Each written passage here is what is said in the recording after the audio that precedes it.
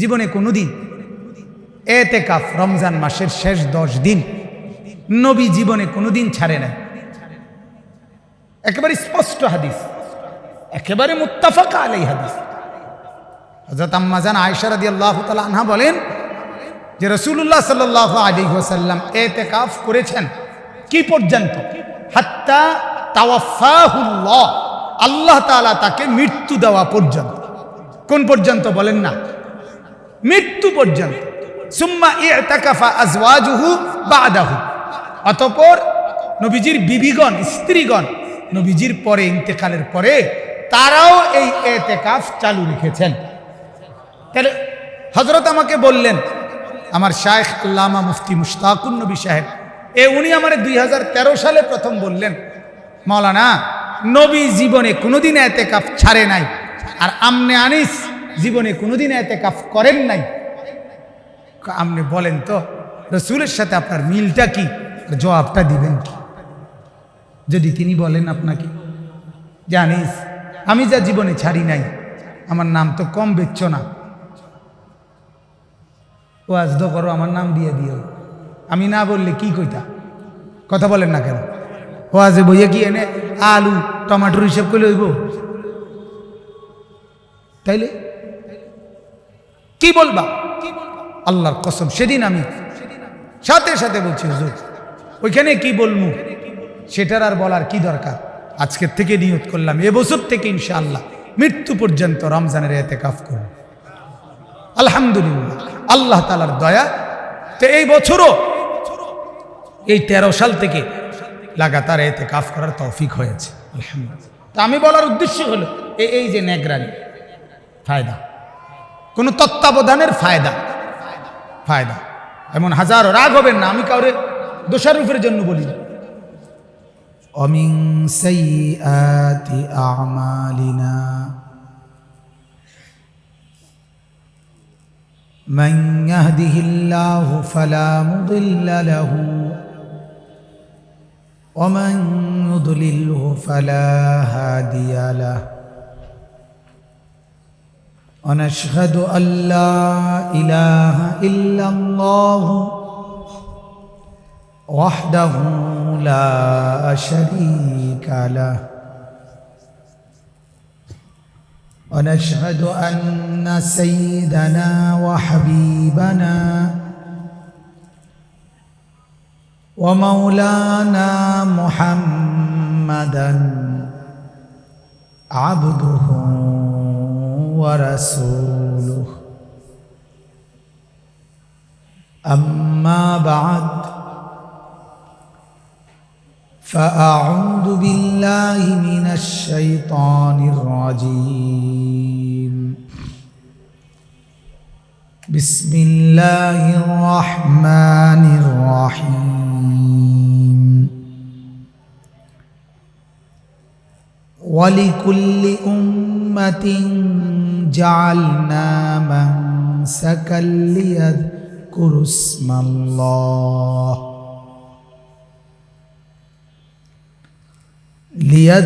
اسم الله على ما رزقهم من بهيمة الأنعام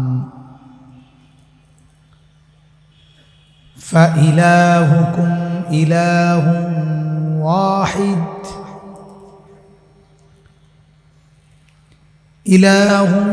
واحد فله أسلموا وبشر المخبتين الذين إذا ذكر الله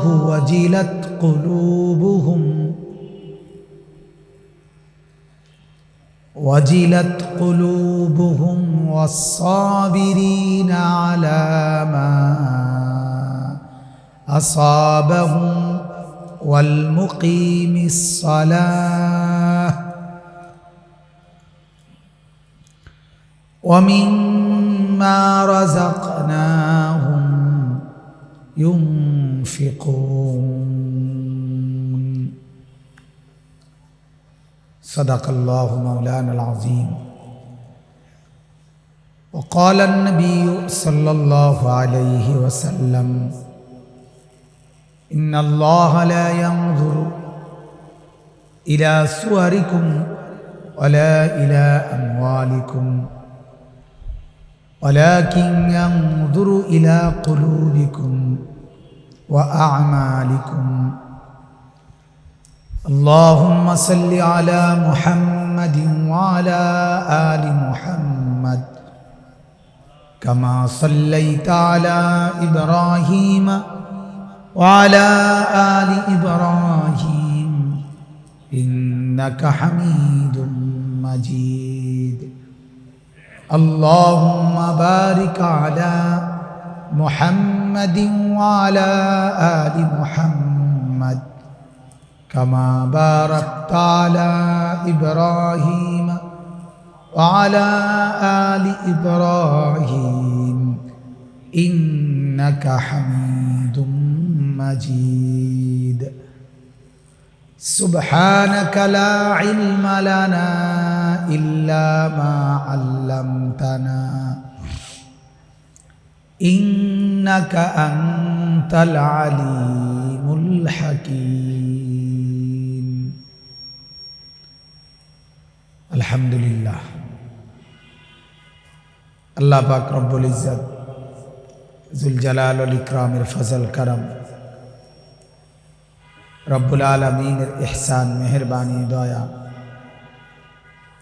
আল্লাহ তাআলা আমাদেরকে মাগরিবের নামাজ জামাতের সাথে আদায় করে দাওয়াত ও ফিকিরের নিসবতে কিছু দ্বীনি কথা শুনবার উদ্দেশ্যে আজকের এই মুতাবাররাক ইসলাহি মজলিসে আল্লাহ তাআলা আমাদেরকে আসবার বসবার জমা হওয়ার তৌফিক দান করেছেন, আলহামদুলিল্লাহ। আমি আপনাদের সামনে পবিত্র কোরআনুল কারীমের 17 নম্বর পারা 22 নম্বর সূরা, সূরাটির নাম সূরায়ে হজ। এই সূরার 34-35 এই দুইটি আয়াত তেলাওয়াত করেছি। সময়ের উপরে ভিত্তি করে এরপরেরও আরও দুইটি আয়াতের তর্জমা করার ইচ্ছে আছে। আল্লাহ তাআলা যেন তৌফিক দান করে। মূলত মৌসুমে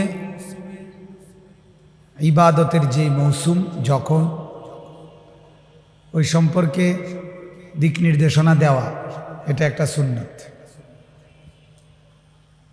এটাও একটা নবীজি সাল্লাল্লাহু আলাইহি ওয়াসাল্লামের আমল, যে তিনি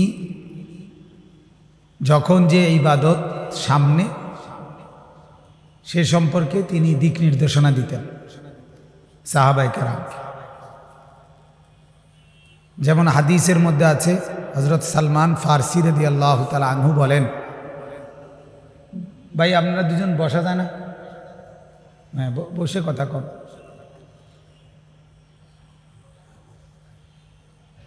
হযরতে সালমান ফারসি রাদিয়াল্লাহু তাআলা আনহু বলেন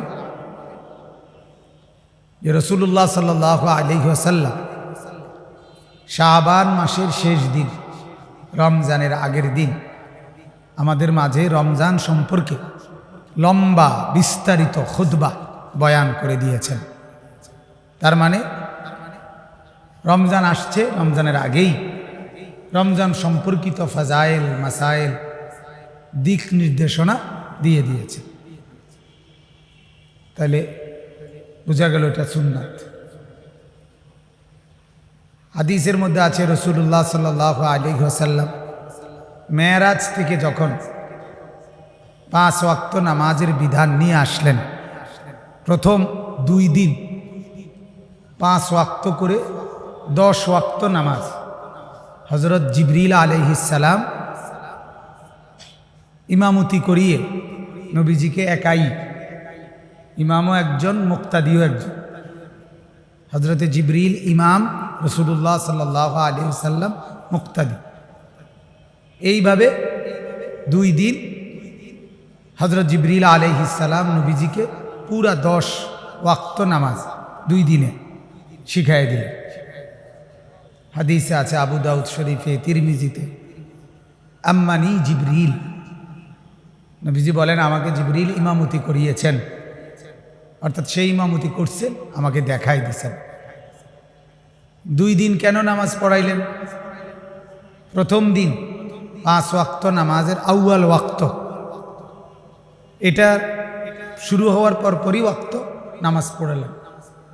দ্বিতীয় দিন আখের ওয়াক্ত, নামাজ এর ওয়াক্ত শেষ হওয়ার আগ মুহূর্তে পড়ে দেখাইলেন। আর বলে দিলেন এরপরে আল ওয়াক্তু বাইনা হাদাইন, আপনি এবং আপনার উম্মতের জন্য 5 ওয়াক্ত নামাজ এই 2 সীমানার মাঝামাঝি, স্বাভাবিক গতিতে মাঝামাঝিতে হবে। অর্থাৎ আপনারা আমি শুরু ওয়াক্ত দেখাই দিলাম, শেষের ওয়াক্ত কি করলাম? দেখাই দিলাম। এবার স্বাভাবিকভাবে এর মাঝামাঝিতে কি করবেন?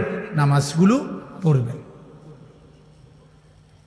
এরপরে রাসূলুল্লাহ সাল্লাল্লাহু আলাইহি ওয়াসাল্লাম মিম্বরের উপরে দাঁড়িয়ে, মসজিদের মিম্বরে দাঁড়িয়ে সাহাবীদের দিকে ফিরে, যদিও কিবলা ওইদিকে, ফিরছেন সাহাবীদের দিকে, দাঁড়িয়ে নবীজি সাল্লাল্লাহু আলাইহি ওয়াসাল্লাম পুরা নামাজ সাহাবীদেরকে আগে দেখাইছে, আগে দেখো।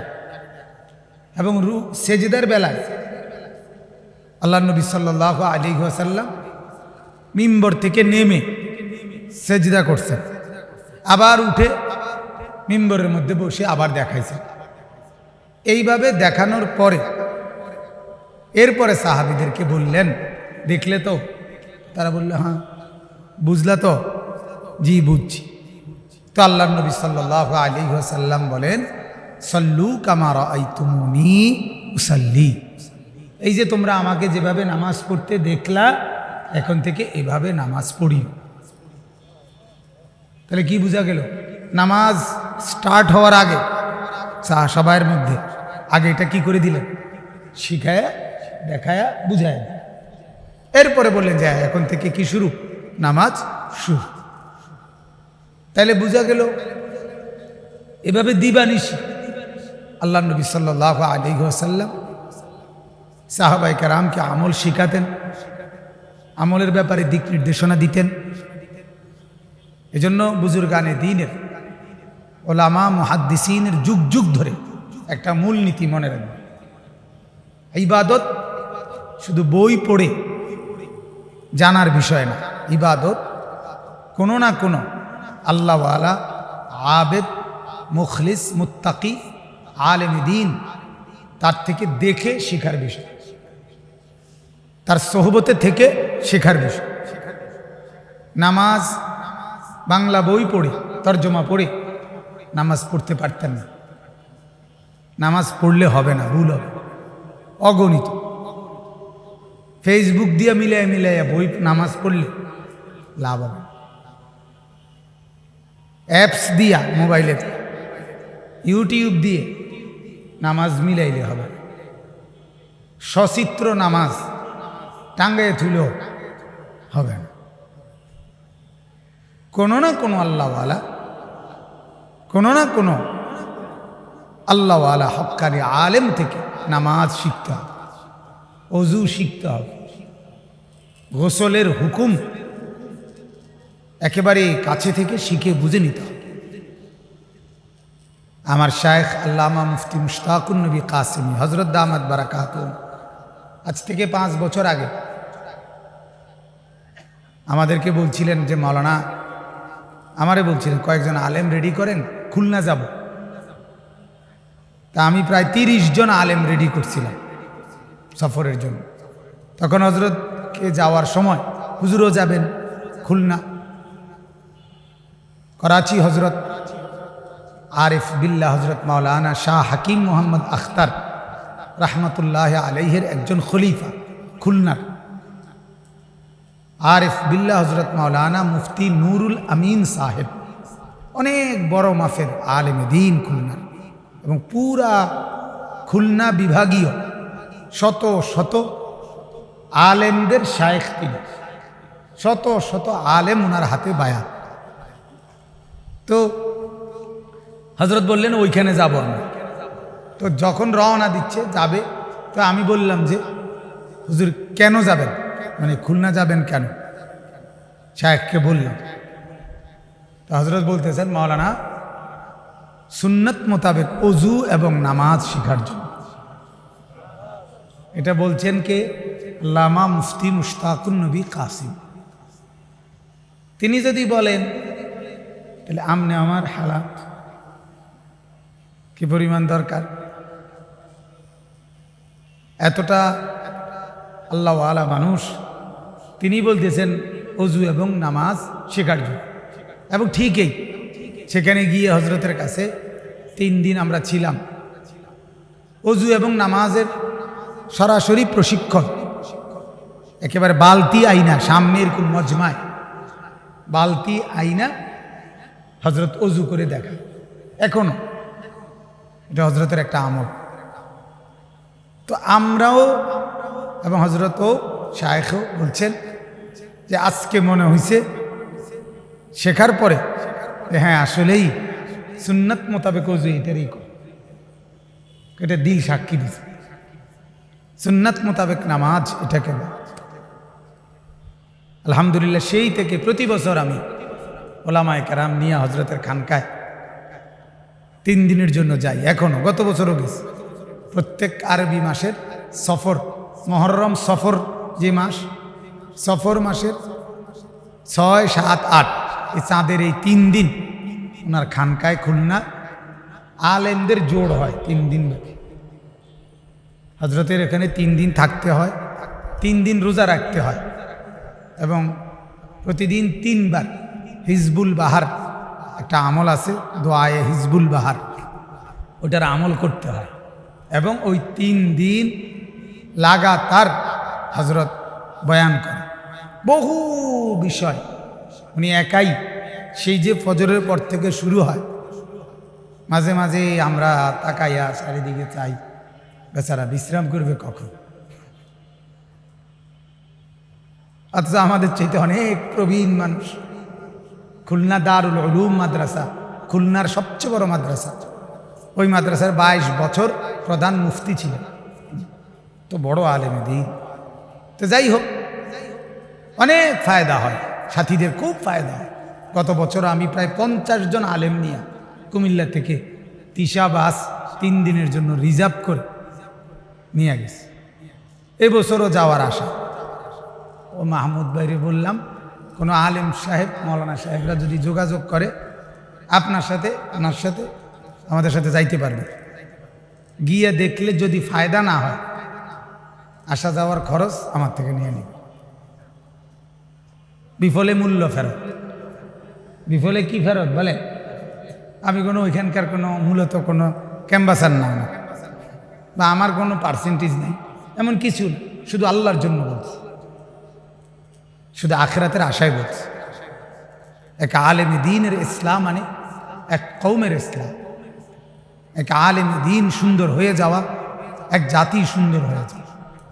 এই জন্য হজরতের বয়ানে, তরবিয়তে আলেম দ্বীন গড়ে ওঠে। মৌলভী গড়ে, যে মৌলভীর মাথার উপরে কোনো আল্লাহওয়ালার ছায়া নাই, ওই মৌলভীর দ্বারা উম্মতের কোনো ফায়দা হয় না। চ্যালেঞ্জ করে লিখে দিলাম, আমি বললাম, আমি চ্যালেঞ্জ করলাম, যদি কারো সাহস থাকে সে আমার সাথে বলুক, বুঝুক। কোন আল্লাহওয়ালা বুজুর্গের তত্ত্বাবধান যে মানে নাই জীবন, তারে দিয়া জাতির কোনো খেদমত হয়। সে মানুষের হেদায়েত, উম্মতের রাহনুমাই, রাহবারি করতে পারে না, করতে পারে। মোবাইলের নেশাই তো ছোটে না, বাহিকান্ত ফরে। মানুষের উপকার করবো, নিজেরাই তো বরবাদির থেকে বাঁচাইতে পারে। কিন্তু মাথার উপরে ছায়া থাকলে কোন আল্লাহওয়ালার নজর থাকলে ফায়দা হয়। দিলের মধ্যে ভয় ভয় কাজ করে। আর নজর খাক রাখি মিয়া কুনান্ত, ফার্সিতে বলে যে নজর, আল্লাহওয়ালার নজর মাটিকে স্বর্ণ বানিয়ে দেয়।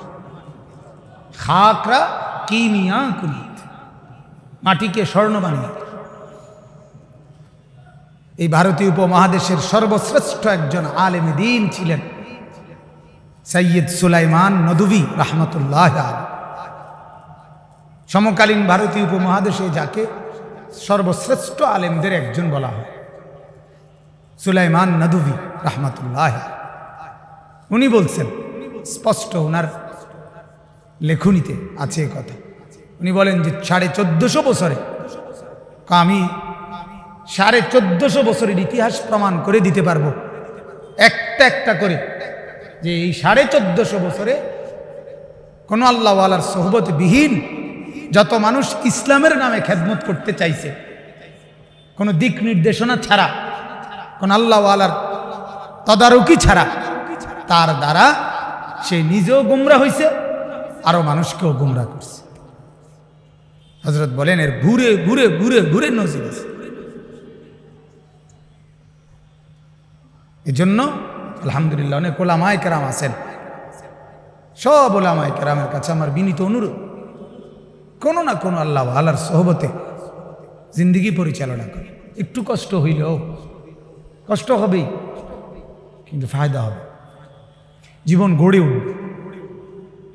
আমার ঢালকা নগরের শায়েখ আরিফ বিল্লাহ হযরত মাওলানা শাহ আব্দুল মতিন বিন হুসাইন দামাত বারাকাতুহুম 2008 সালে আমি হজরতের হাতে বায়াত হয়েছি। বায়াত হওয়ার পরে বিয়ে করছি, মানে আরো পরে, বিয়ের আগে ফারেগ হওয়ার কিছুদিন পর। তো মসজিদে ফজরের নামাজের সময় ঢালকানগর খানকার সামনে যে মসজিদ, ফজরের সময় আমি বসে আছি, হজরত পিছন দিয়ে আসছে। তো আমি এমনি বসে, আমি কোনো দেখি নাই উনি যে পিছন দিয়ে আসছে। ফজরের ওয়াক্তের কারণে আপনার স্বাভাবিকভাবে আমি হঠাৎ বেখেয়ালে মসজিদে এরকম হাতের টানা দিছি, সেরকম সকাল টাইম না, এরকম টানা দেয় না, বোঝেন নাই, হাতের এরকম টানা দেয় না, আমি মাত্র হাত টানা দিছি। আমার এই সময় উনি ঢুকছে। এই তো আর কারে কয় ধোলাই, ধোলাই খালো ফেল। কি হলো ভাই? এটা সুন্নাত, এটা মসজিদ, এটা তোমার ব্যায়ামের জায়গা। এটা ব্যায়াম করতে পারছো তুমি, তুমি আলেম, তুমি কিছু পড়ছো, মানে 14 গোষ্ঠী শেষ। সেই থেকে আজও বিশ্বাস করো, 2008 সালের ঘটনা, আজকের এই দিনেও মসজিদে ঢুকা আতলারাই তো আমার মনে হয় যেন ঢালকানগর দাঁড়াই রয়েছে আমার দিকে। আমার এটা মানে আমার জীবনে আমি এটা অনুভব করি যে আমার মনে হয় যেন আমার মাথার উপরে উনি সাই রয়েছে। বাবুরে আতাল গিদন যেত না, এটা মরছে, এনে সংবং করা যাবে না।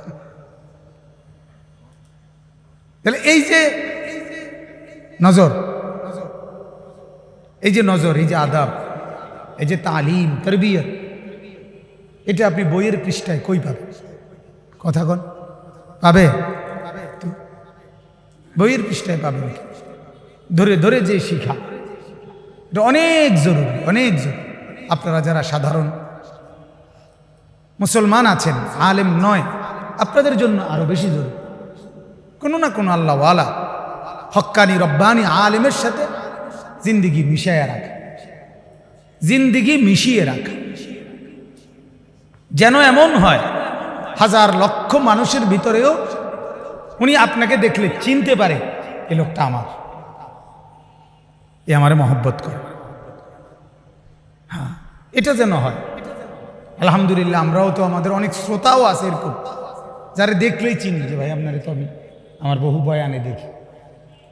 মানে শ্রোতা বসতে বসতে, নজরে পড়তে পড়তে এখন শ্রোতাও আমাদের ঘনিষ্ঠ শ্রোতাদের অন্তর্ভুক্ত হয়ে গেছে। একদিন আমি আপনার গত মৌসুমে এক চাচারে বললাম, চাচা আপনারা আমি অনেকবার দেখছি, সবসময় সামনে দেখি। সে বলতেছে হুজুর আমি এই মৌসুমে আপনার 35টা বয়ান এ পর্যন্ত মোট শুনছি। আমাকে বেড়ারে কি বেড়ারে বেড়া গুন্না গুন্না মানে গুন্না রাখছে কয়টা বয়ান শুনছি। এরপরে উনি আমারে যখন বলল যে আমি হুজুর আমি হুজুর কই আপনি কি কি কইছেন, এতটা আশ্চর্য লাগছে আমার কাছে। অনেক কিছু সে বলতে পারছে যে এমনি এমনি বলছেন আপনি। আল্লাহ তাআলা আমাদের সবাইকে তৌফিক দান করেন। এ কথাটা জরুরি, এজন্য প্রসঙ্গ থেকে একটু বাড়াইয়া বলে নিলাম। হাফেজ সাহেবরা, আলেমরা, মসজিদের ইমামরা, নুরানির শিক্ষকরা, কিতাবখানার শিক্ষকরা, প্রত্যেকের জন্য উসিকুম ওয়া ইয়া, আমিও আপনারাও এবং সাধারণ আল্লাহর বান্দারা, আলহামদুলিল্লাহ যারাই বয়ান শুনতে আসে তাদের ভিতরে হেদায়েতের ঈমানের কিছুটা নূর আছে বলেই আল্লাহ তাআলা টেনে নিয়ে আসে। ওই যে মৌলানা বলতেছিলেন এইমাত্র যে এখানে আসা বসা এটাই প্রমাণ করে আল্লাহ তাআলা আমার কল্যাণ চাচ্ছেন, ঠিক কি না বলেন? মান ইউরিদিল্লাহু বিহি খায়রান ইউফাক্কিহু ফিদ্দীন, স্পষ্ট হাদিস। আল্লাহ তাআলা যার ভালো করতে চান, আল্লাহ যার ব্যাপারে ফয়সালা নেন, তোর ভালো আমি করব, তোরটা আমি দেখব, তুই কোনো ঘাবড়াইস না। আল্লাহ যাকে যেন এরকম হাত বুলাইয়া বলে, আপনার নাম কি? হ্যাঁ মাহমুদ, ওনার নামও মাহমুদ, দেখছেন তো? আল্লাহ যেন বলে যে মাহমুদ তুমি ঘাবড়াইও না, আচ্ছা আমি তোমার ভালো করব, আমি দেখবো তুমি। তা আল্লাহ তাআলা রাসূল বলে আল্লাহ এমনটা যার জন্য চান ইউফাক্কিহু ফিদ্দীন, তাকে আল্লাহ সরাসরি দ্বীনের বুঝ দান করেন।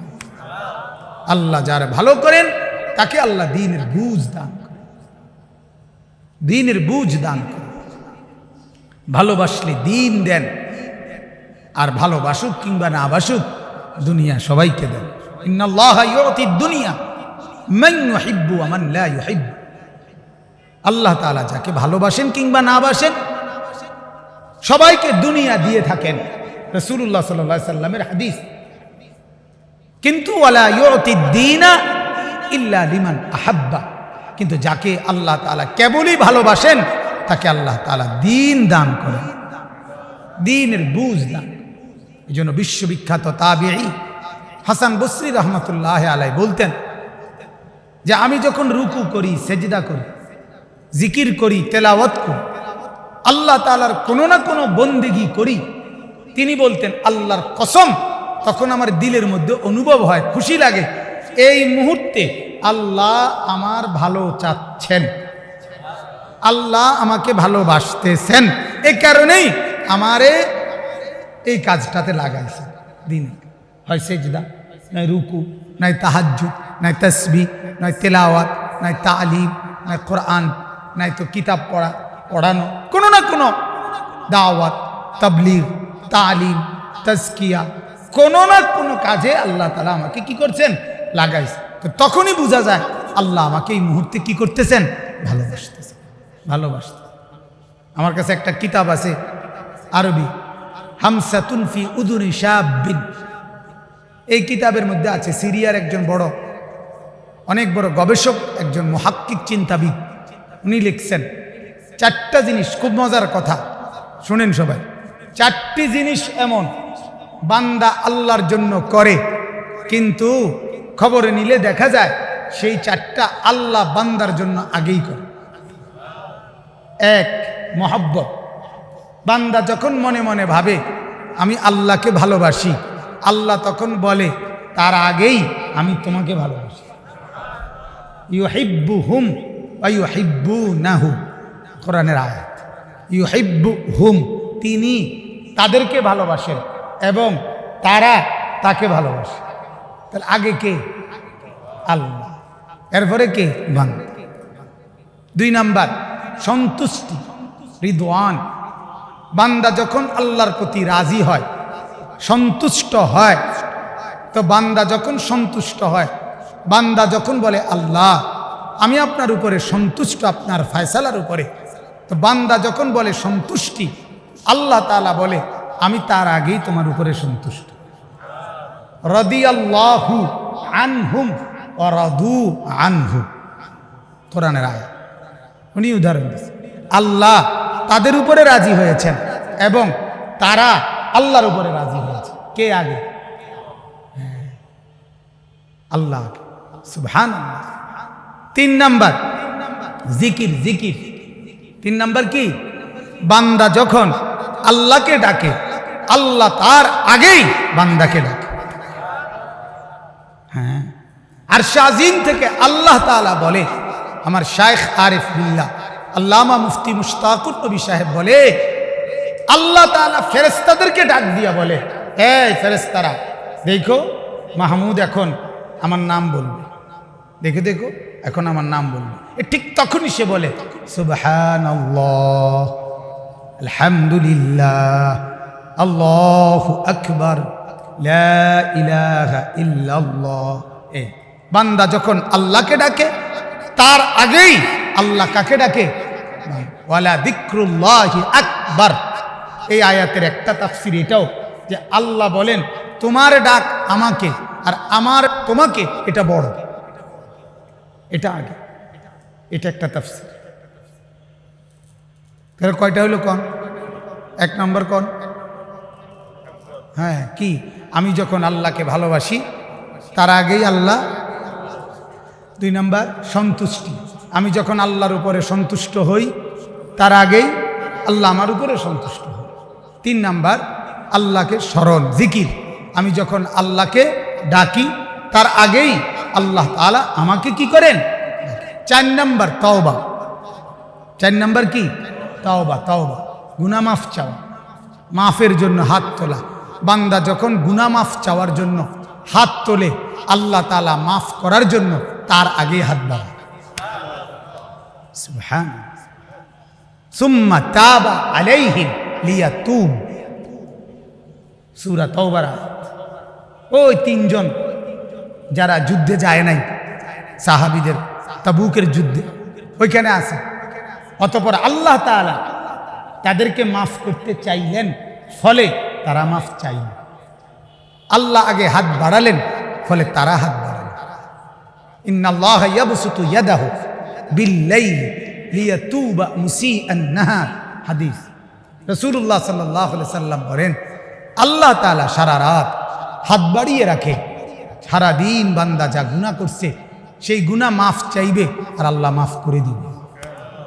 ওয়া ইন্নাল্লাহা ইয়াবসুতু ইয়াদাহু বিন-নাহারি লিয়াতুবা মুসিআল লাইলি, সারা দিন আল্লাহ হাত বাড়িয়ে রাখে, সারা রাত যা গুনাহ করছে বান্দা মাফ চাইবে, আল্লাহ মাফ করে দিবে।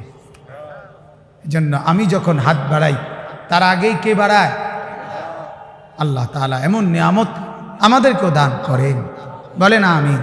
এজন্য যারা বসছেন ইনশাআল্লাহ প্রত্যেকে আলহামদুলিল্লাহ, ঢাকা শহর হার লাইনে,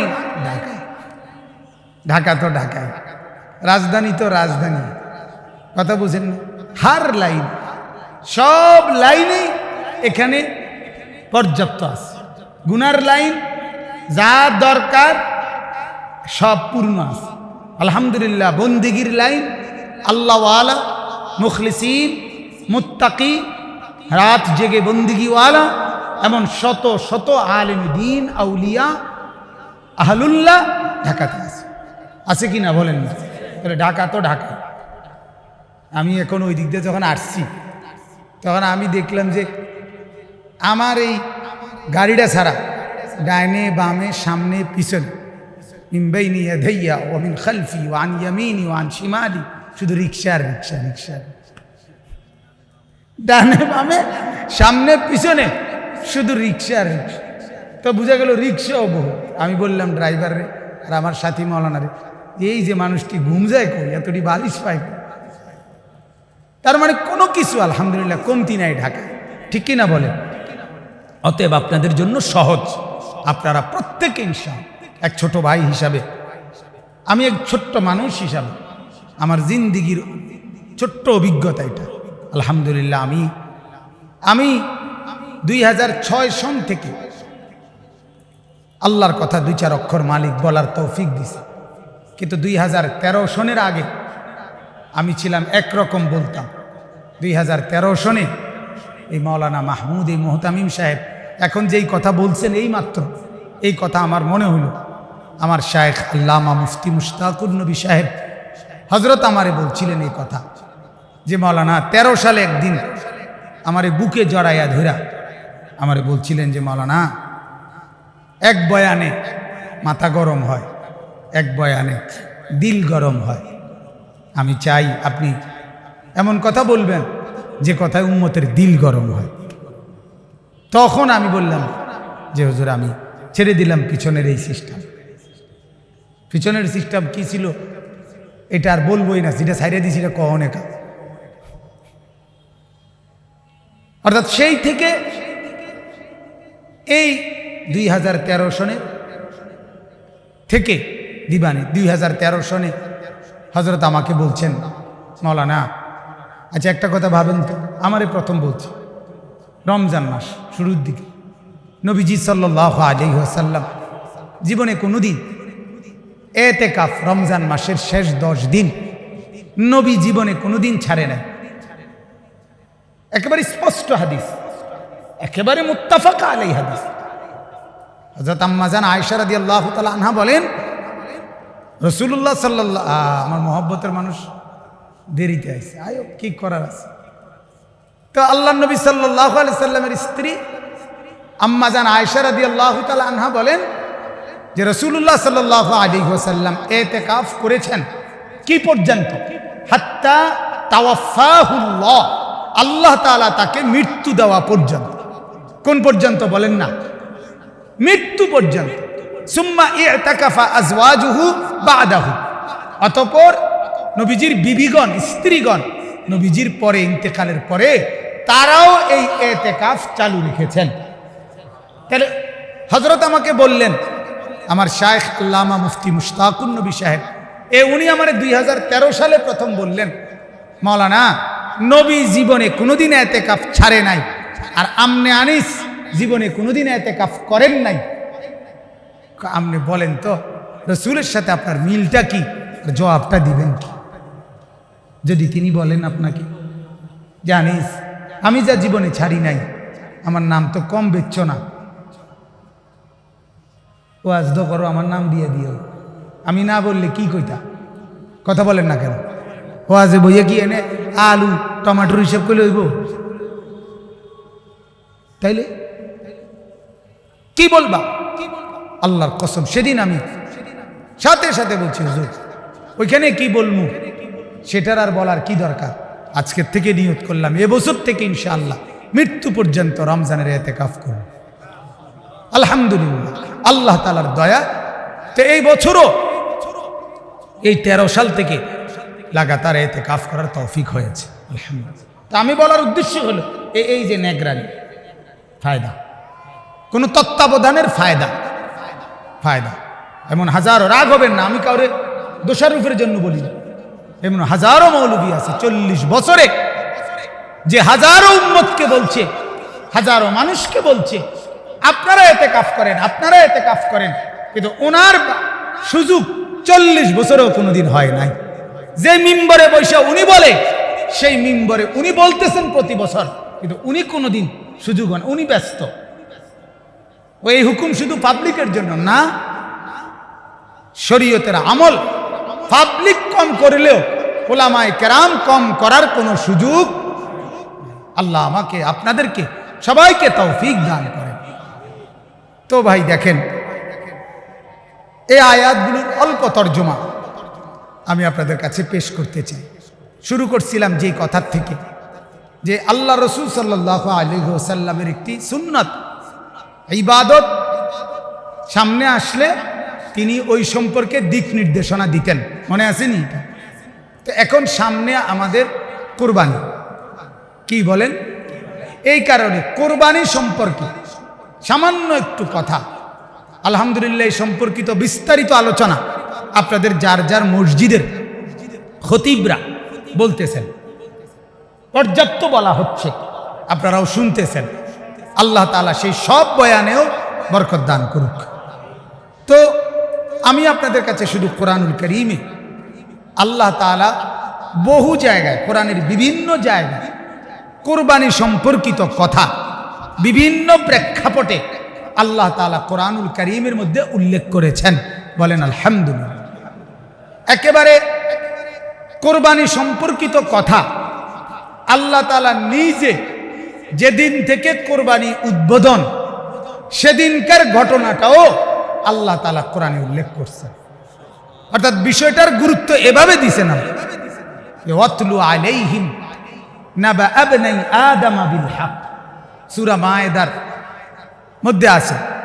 আল্লাহ তাআলা বলেন, হে নবী, আপনি আপনার উম্মতের কাছে, আমার এই বন্দাদের কাছে ওই আদমের দুই ছেলে হাবিল এবং কাবিল, এই দুই ছেলের ঘটনাটা সুন্দর করে নিখুঁতভাবে সত্য এবং সঠিকভাবে আপনি বলুন।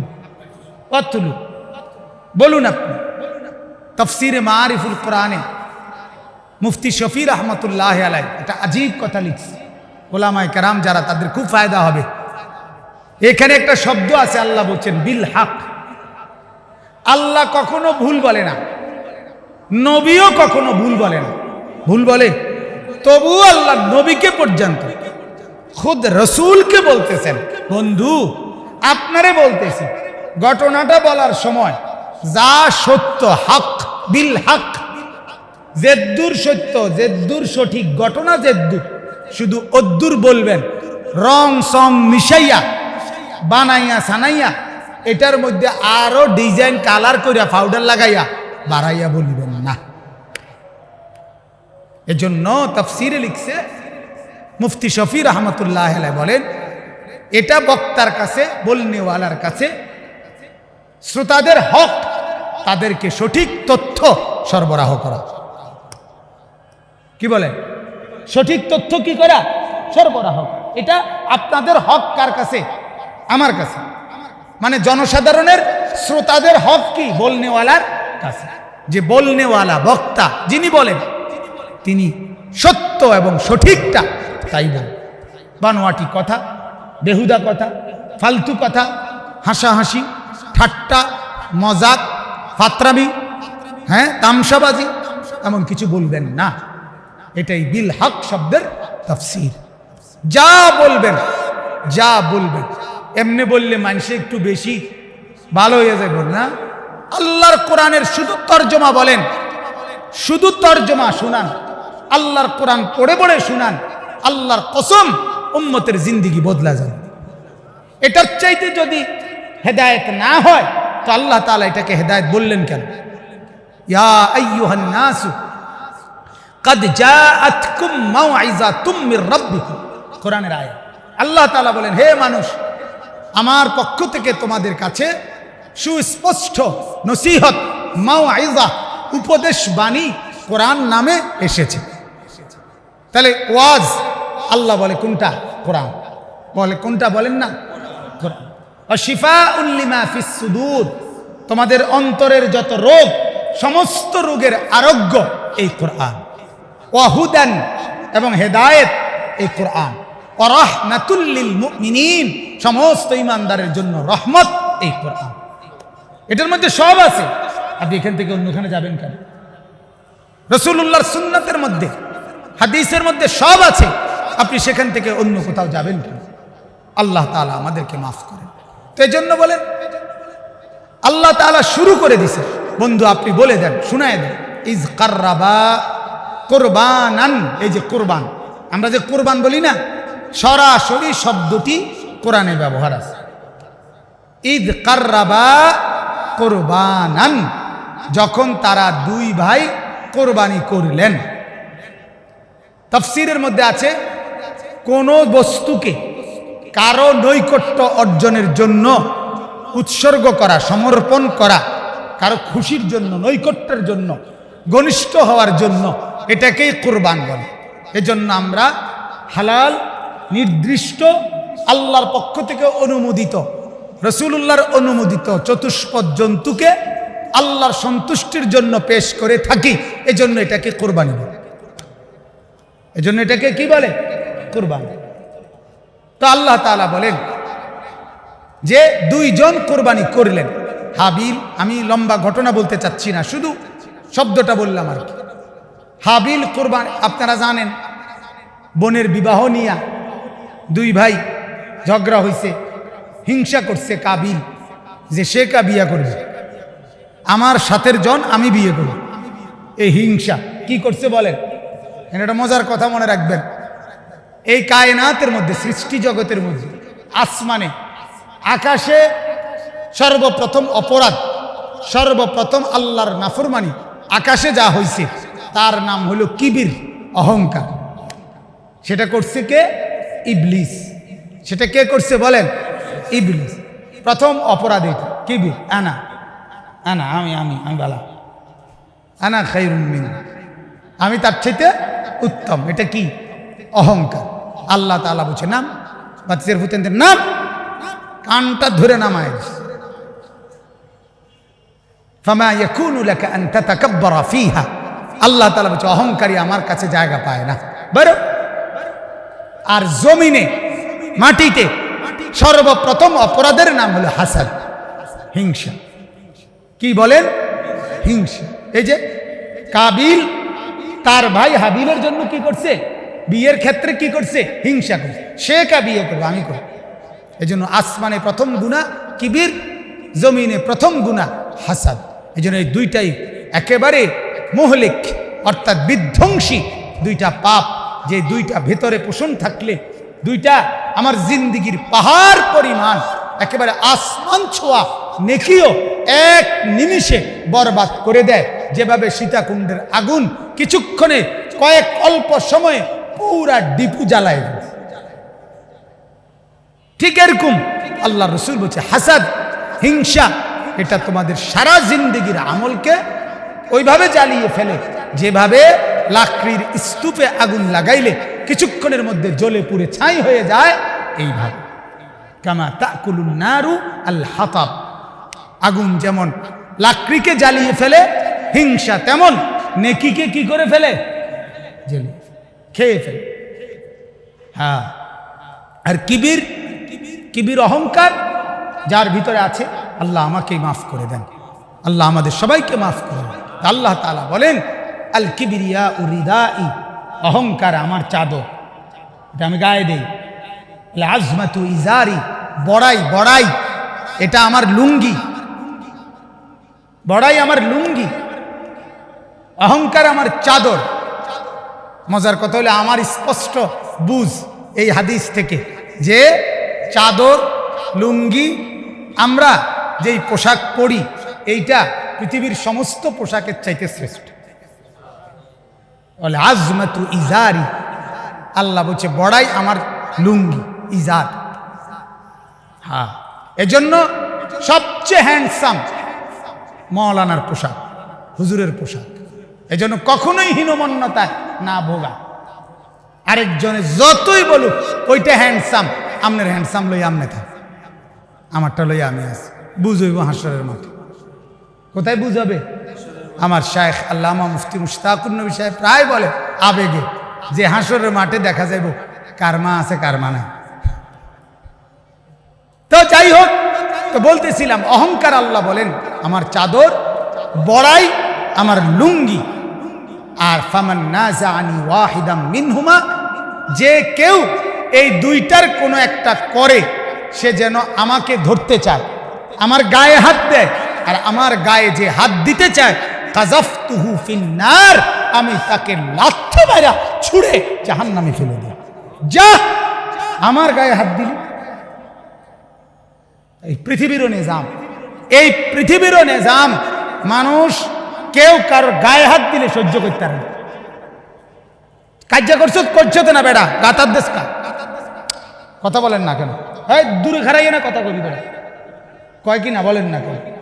হ্যাঁ, আপনি রিক্সাওয়ালার রিক্সাটার মধ্যে, রিক্সার চাক্কাটার মধ্যে কত ঠ্যাং লাগাইয়া চান, পাও লাগাইয়া এমনি লাগাইয়া দেখেন, সে দরকার হলে গামছা কোমরে বাইন্দা আপনার লগে মারামারি করে, তুই আমার রিক্সাত লাথি দিলি কা, ঠিক কিনা বলেন? হ্যাঁ, তার রিক্সাটার মধ্যে আপনি পাও লাগাইয়া দেখেন না, সে কলজা ছিঁড়ে লাগবে। তার মানে তার কথা হলো আপনি আমারটার মধ্যে কি দিলেন কেন, পাও দিলেন কেন? হ্যাঁ, এজন্য আল্লাহ তাআলা বলেন, অহংকার করলি বান্দা আমি তোকে ধরে জাহান্নামে ফেলে দেব। আল্লাহ তাআলা আমাদেরকে মাফ করেন। বাজান বাপ, এগুলা ইসলাম। এটা অহংকার আপনার ভিতরে আছে কিনা, আমার মধ্যে আছে কিনা, আর থাকলে এটা দূর করা কিভাবে, এটা বিশ্বাস করেন। এটা শুধু বললে হবে না, কোনো না কোনো আল্লাহওয়ালা রুহানি ডাক্তার না দেখাইলে কশ্চিন কালেও আপনার অহংকার, আপনার ভিতরে হিংসা, আপনার ভিতরে গীবত পরনিন্দার অভ্যাস, অন্তরের মন্দ রিপুগুলো আপনি নিজের থেকে নিজে সরাইতে পারবেন না।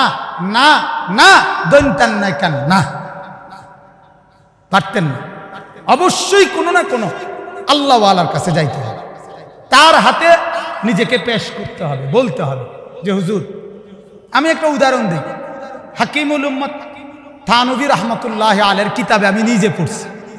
হযরত বলেন, যদি কেউ তোমার সামনে বিনয় দেখায়, তাওয়াজু, মনে করেন আপনি তারে বলছেন মাশাআল্লাহ হুজুর আপনি তো অনেক বড় আলেম, হ্যাঁ মনে করেন আপনি বললেন আমার, তো যদি বলে সে তখন, না আমি নাখান্দা নালায়েক, কি গুনাহগার সামান্য, এরকম কুয়ায়, যদি বুঝেন না কথা, এরকম কুয়ায় না আছে না, অনর্থক কুয়ায়, কথা বুঝেন না?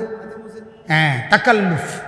হাকিমুল উম্মত থানভী রহমতুল্লাহ আলাইহি বলেন, তুমি তখন তাকে মুখের উপরে বলবা, জি জনাব আসলেই তো গুনাহগার, গুনাহ তো আপনার অনেক আছে, জীবনে তো বহু নাফরমানি করছেন, তওবা করেন, আল্লাহ মাফ করে দিব। এইটা বলার পর খেয়াল রাখবা চেহারার কি হালত, বুঝেন নাই? এটা বলার পর কি রাখবা, খেয়াল করবা চেহারার হালাত কি। যদি দেখো চেহারা বিগড়ে যায়, মলিন হয়ে যায়, বুঝবা এটা তাওয়াজুর নামে, বিনয়ের নামে এটা সবচেয়ে বড় অহংকার। মূলত সে চাচ্ছে ওই তাকে বলুক, আরে আস্তাগফিরুল্লাহ হুজুর কি কর, আপনি যদি এ কথা কত আমরা নাই, উনি চাইতেছে এইটা কম না, আপনার মতো আল্লাহর ওলি কুতুব, আমি স্বপ্নে তো দেখি ডেইলি, আপনার দুপুরেও দেখি, রাইতেও দেখি, এরকম কিছু যাতে বলুক, শিক্ষার দিয়ে উঠুক, উনি চাই এটা আরো বলুক, আরো আরো। হ্যাঁ না ভুলতেছি, বলেন বলেন নাউযুবিল্লাহ, আল্লাহ আমাকেই মাফ করে। তো যখন বললেন হাবিল এবং কাবিল, আল্লাহ তাআলা বললেন আদম নবীর মাধ্যমে, তোমরা দুই ভাই তোমাদের এই বিষয়ের মীমাংসার জন্য আল্লাহর জন্য কুরবানি করো। কি করো? এই কুরবানি। তখন উত্তম বস্তু কুরবানি করো, মানে কোনো উঁচু জায়গার উপরে, তোমাদের তখন নির্দিষ্ট কোনো ছিল না, তোমার কাছে যেটা প্রিয় সেটাই তুমি কোনো টিলা উঁচু জায়গার উপরে নিয়ে রাখো। তো হযরতে হাবিল তিনি দুম্বা পালতেন, তো একটা উৎকৃষ্ট সুন্দর হৃষ্টপুষ্ট দুম্বা ওখানে রাখছে জবাই করে, এক টিলাতে, টিলা মানে উঁচু জায়গা আর কি, পাহাড়ে। আর কাবিল সে কৃষি কাজ করত, গম শস্য এগুলা চাষাবাদ করত, এগুলা ওরার মধ্যে করে একবার ফোঁসা, যেটি সিঁড়া বুঝলেন, যেটি গরুও খাইতো না, এরকম একটার মধ্যে লইয়া আপনার এই শস্য গম এগুলা যেটি বাতিল, এগুলা নিয়ে থুই আসছে। আল্লাহর পক্ষ থেকে আগুন এসে, এটাই ছিল বিধান, আল্লাহ বলে দিচ্ছেন কোরবানি কবুল হবে আগুন যারটা খেয়ে ফেলবে, বিকুরবানিন তাকুলুহুন নার, এটা কোরআনের শব্দ, কোরবানিকে খেয়ে ফেলবে আগুন। তো আগুন এসে হাবিলের কোরবানি জ্বালিয়ে দিছে, কাবিলেরটা যথাস্থানে পড়ে রয়েছে। এই দেখেন, তো আল্লাহ তাআলা বলেন ফাতুকুব্বিলা মিন আহাদিহিমা ওয়া লাম ইউতাকাব্বাল মিনাল আখার, একজনের কোরবানি কবুল হলো, আরেকজনের কোরবানি কবুল হলো না। এখন উচিত ছিল কি, কাবিল লজ্জিত হওয়া, অনুতপ্ত হওয়া, নিজের ভুল বুঝতে পারা, যে আহারে আমার কোরবানি কবুল হয় না, এটা তো স্পষ্টই বোঝা যাচ্ছে আমি ভুলের মধ্যে আছি, গুমরাহির মধ্যে আছি, আমি নাফরমানির মধ্যে আছি। এরপরেও গাদ্দারে, এত বড় গাদ্দারে তখন ভুল স্বীকার না করে ক্বালা লা আকতুলান্নাকা, সে বলল হাবিল আমি এত কিছু বুঝি না, আমি তোর কল্লা ফালাই দেব, বিয়া আমি করুন, বিয়া আমি করুন। নারীর লোভ সাংঘাতিক, নারীর লোভে যে ফাঁসা গেছে সে শেষ, তার জীবনও শেষ, তার যৌবনও শেষ, তার দুনিয়াও শেষ, তার আখিরাতও শেষ। এই জন্য দেখবেন মোবাইলে, বড় মোবাইলে যেই যুবক রাত নাই দিন নাই উলঙ্গ ছবি দেখে, অশ্লীল নারীর দৃশ্য দেখে, নাচ গান দেখে, আর রাস্তাঘাটে চতুর্দিকে যেই লম্পট অবৈধ প্রেম নারীর সাথে অবৈধ সম্পর্ক করে, অল্প সময়ের ব্যবধানে তার সাফা কড়িমড়ি ভিতরে ঢুকে। হ্যাঁ হ্যাঁ, স্পষ্ট স্পষ্ট। ফ্যান জাগাত থাকে না, একটু পর ফ্যান আলগুলো ফ্যান ফিরে যায়। কিরে ফ্যান ফিরে জায়গা রশি দিয়ে বাঁধিতে পারস না, কথা বলে না, তুমি কষ্টিপ লাগাইতে পারস না, ঢাকায় ফিরে জায়গা গুনাহ। কারণ কি? গুনাহ গুনাহ গুনাহ গুনাহ। আমার স্পষ্ট কথা মুসলমান, আজ আমাদের গুনাহ কখনো পানি হয়ে ভাসে, কখনো আগুন হয়ে জ্বলে। গুনাহ আমাদেরকে ছাড়ছে না। গুনাহ একবার আগুন হয়ে জ্বলে, আরেকবার পানি হয়ে ভাসে। একদিকে পানি, আরেকদিকে আগুন। সীতাকুণ্ডের আগুনই শুধু আগুন না, প্রতিনিয়ত বাংলাদেশে আগুন লাগছে, ঠিক কিনা বলে? চলন্ত ট্রেনে আগুন লাগছে, জুট মিলে আগুন লাগছে, কত যে জায়গায়। তাহলে আমার গুনাহ, আমার গুনাহ, আমার গুনাহ, আমার গুনাহ, বনি আদমের গুনাহ, মানুষের গুনাহ। গুনাহ আমাদের একবার আগুন হয়ে ভাসে, জলে, আরেকবার পানি হয়ে ভাসে। ছোট্ট মাসুম বাচ্চা, মা তার বাচ্চাকে ডেকচির মধ্যে, ছোট মাসুম বাচ্চা বন্যার পানিতে ভাসায় দিছে। দেখছেন না এই ছবি? সারা পৃথিবী কাঁদছে এই ছবি দেখে। ছোট দুইটা বাচ্চাকে এক মা তার ডেকচির মধ্যে, একটা রান্নার ডেকচির মধ্যে বসায় দিছে, আর বাচ্চাগুলো আসমানের দিকে তাকায় আছে। আমার কাছে মনে হয়েছে এই দুই বাচ্চা যেন বলছে আসমানে তাকাইয়া, মাওলা আমি কি অপরাধ করছি? আমি এই ছোট্ট মানুষ, আমার অপরাধটা কি? আমাকে কেন পানিতে ভাসায় দেব? আমার গুনাহ, আমাদের মতো প্রাপ্তবয়স্কদের গুনাহ। আজ যুবক গুনার মধ্যে ডুবা। আজ লাখ লাখ লাখ লাখ যুবক মোবাইল ছাড়া, অশ্লীলতা ছাড়া কিছু বুঝে না। তার মা নাই, তার বাপ নাই, তার পাড়া নাই, পড়োশি নাই, এলাকা নাই, সমাজ নাই, ব্যক্তিত্ব নাই, রুচি নাই, মানবতা বোধ নাই, ইনসানিয়াত নাই, কিচ্ছু নাই। তার জীবন যৌবন, রাত দিন, সকাল দুপুর, হাসি কান্না, আনন্দ বেদনা, রোদ বৃষ্টি, আগুন ফানি, শুধু mobile mobile mobile mobile mobile. Mobile আছে, তার আর কিছুই লাগবে না। সব কিছু হারিয়ে ফেললাম, মোবাইল পেয়ে গেলাম, জিন্দেগি সার্থক। নাউযুবিল্লাহ। এভাবে দেশ টিকবে না, এভাবে জাতি টিকবে না, এভাবে কওম টিকবে না, এভাবে উম্মত টিকবে না। ফিরান, সবাই ফিরান, সবাই ফিরান। যার হাতে যে আছে, নিজের বিবি, নিজের ছেলে, নিজের মেয়েকে ফিরায় আন। ফাফিররু ইলাল্লাহ। আল্লাহ বলে, হে নবী বলেন সবাইকে, ফাফিররু ইলাল্লাহ, তোমরা সব আল্লাহর দিকে ফিরে আসো, আল্লাহর দিকে। ইন্নী লাকুম মিনহু নাযীরুম মুবিন, আমি তোমাদের সবাইকে আল্লাহর পক্ষ থেকে সুস্পষ্ট ভয় দেখাচ্ছি। আল্লাহ নবীকে বলছে, আপনি বলেন আমরা আপনাদেরকে ভয় দেখাচ্ছি। আগামীর সময়টা বড় মুসিবতের সময়। শুধু বাংলাদেশে বন্যা, শুধু বাংলাদেশে পানি, আগুন, বিষয়টা এমন, গোটা বিশ্ব অর্থনীতি টালমাটাল। গোটা বিশ্ব অর্থনীতি, গোটা পৃথিবীর অর্থনীতি বেসামাল, বেসামাল। যুদ্ধ শুধু রাশিয়া আর ইউক্রেন না, যুদ্ধ হলে আমি বলি যুদ্ধ হচ্ছে ইউরোপ আমেরিকা চাচ্ছে তাদের কর্তৃত্ব, তাদের পরাশক্তি, নেতৃত্ব তারা ছাড়বে না। আর রাশিয়া, চীন, ইন্ডিয়া তাদের কথা, কর্তৃত্ব আর তোদেরকে করতে দিতাম না, নেতাগিরি আর করতে দেব না, এই নিয়ে কাড়াকাড়ি চলতেছে। হিসাব মিলাই দেখেন, ভালোভাবে বুঝে খবর নেন। এই সময়ে আমাদের ছেলেপেরা, আমাদের মেয়েরা, আমাদের বোনরা যে পরিমাণ বেপর্দার উৎসব নামাইছে, এভাবে জাতি টিকে না।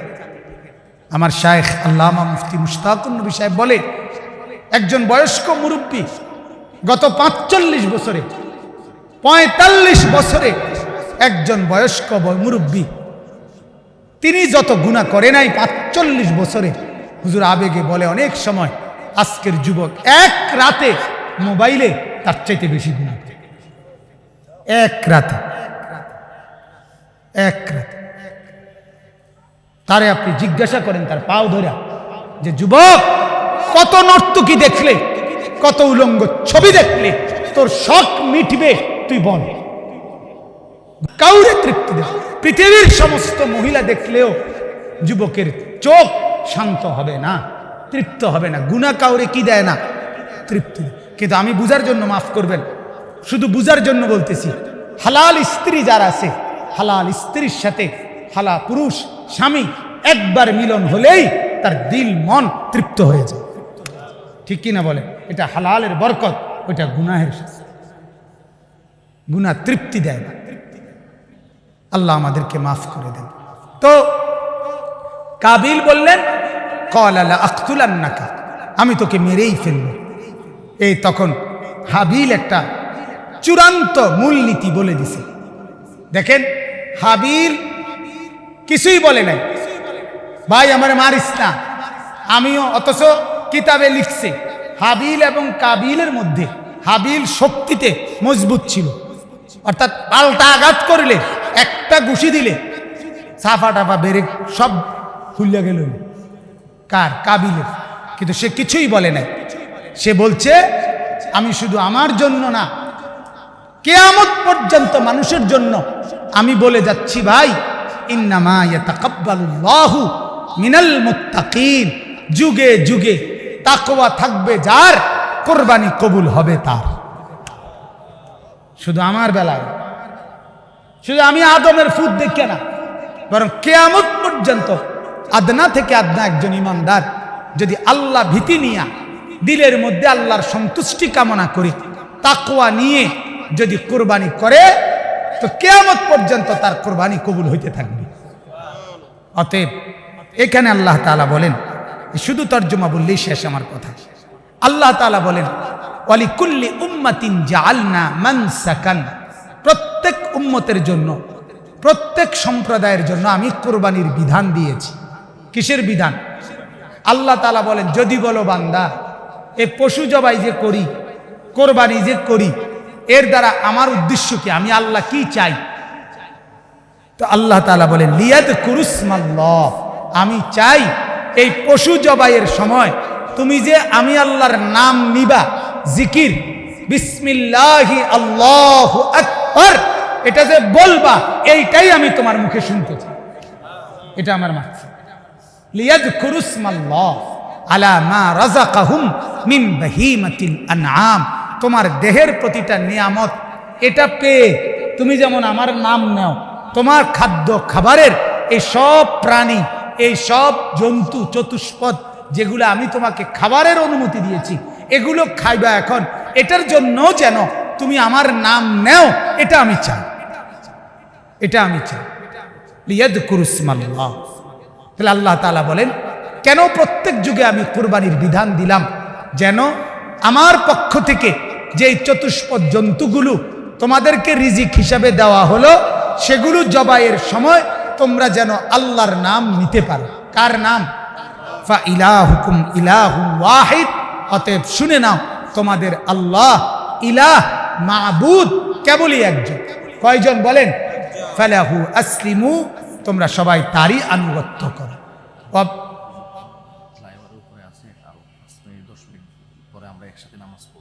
আচ্ছা, ছাত্রীরা উজু করুক, কিছু অসুবিধা নেই, উজুর তো নালে চাষ হবে। তো কথাটা শুনেন, ফালাহু আসলিম, শুধু তর্জমাটাই মজাদার। আল্লাহ তাআলা বলেন, আমি তোমাদের একমাত্র ইলাহ, অতএব আমার আনুগত্যই করো। ওয়াবাশশিরিল মুখবিতিন, এই দেখেন কোরবানির ক্ষেত্রে আল্লাহ তাআলা বলেন, কোরবানি তো করবা বান্দা, তবে এটা মনে রাখবা, জীবনের সর্বক্ষেত্রে তোমাকে বিনয়ী হতে হবে। কি হইতে হবে? মুখবিত, এটা আরবি শব্দ, কোরআনের পরিভাষা। আরবিতে খাবতুন বলা হয় নরম ভূমি, নরম মাটি। যে মানুষের দিল নরম, বিনয়ী, এজন্য তাকে বলা হয় মুখবিত।